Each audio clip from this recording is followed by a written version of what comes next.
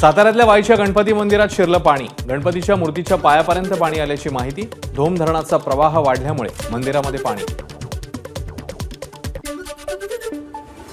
कोल्हापूरमध्ये पुराच्या पाण्यात ट्रॅक्टर ट्रॉली उलटली। पुरात बुडालेल्या 6 पैकी 3 सुखरूप बाहेर काढलं। एकाचा मृत्यू, 2 बेपत्ता। ऑगस्ट सप्टेंबरमध्ये पावसाचा जोर कायम राहणार। 2 महिन्यात देशामध्ये सरासरीपेक्षा जास्त पाऊस पडण्याचा हवामान खात्याचा अंदाज। पूजा खेडकरची आई मनोरमा खेडकर यांना जामीन मंजूर। जिल्हा सत्र न्यायालयाचा निकाल। शेतकऱ्यांना धमकवल्याचा मनोरमा खेडकरांवर आरोप। अमोल मिटकरींच्या गाडीवरील हल्ल्याप्रकरणी 3 पोलीस कोठडी। मनसेचे सचिन गव्हाळे, राजेश काळेंना 1 दिवसाची पोलीस कोठडी। मिटकरींच्या गाडीवरील हल्ल्याप्रकरणी आज 6 जणांना जामीन। मुंबई नाशिक हायवेवरील खड्ड्यांबाबत अजित पवार, दादा भुसेंनी बैठक घेऊनही हायवेवरचे खड्डे कायम। रस्त्याची दुरुस्ती होत नसल्यानं आश्चर्य व्यक्त। सांगली माधवनगर रस्त्यावर इलेक्ट्रिक बाईकने घेतला पेट। दुर्गामाता मंदिर परिसरात झालेल्या घटनेत दुचाकी जळून खाक।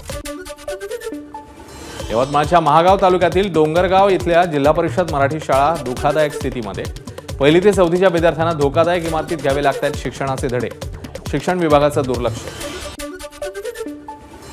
नांदेड जिल्ह्यातील नायगाव तालुक्यातील टाकळी इथे स्मशानभूमी नसल्याने एका वृद्धाचं शव नातेवाईकांनी आणलं थेट तहसील कार्यालयात। स्मशानभूमीची केली मागणी। केरळच्या वायनाडमध्ये झालेल्या भूस्खलनात आतापर्यंत 344 जणांचा मृत्यू। 300हून अधिक नागरिक अजूनही बेपत्ता।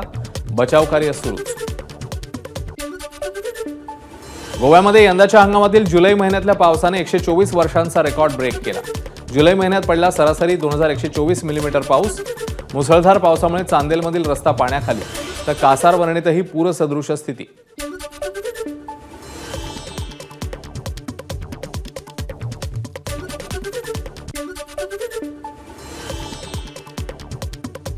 उत्तर प्रदेशच्या ग्रेटर नोएडामध्ये काल रात्री आफ्रिकन महिलेचा हंगामा। रस्त्यावर दारूच्या नशेत धिंगाणा घालत पोलिसांशी घातला वाद।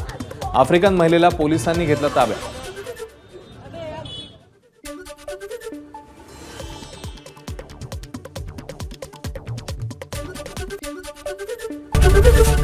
एबीपी माझा, उघडा डोळे बघा नीट।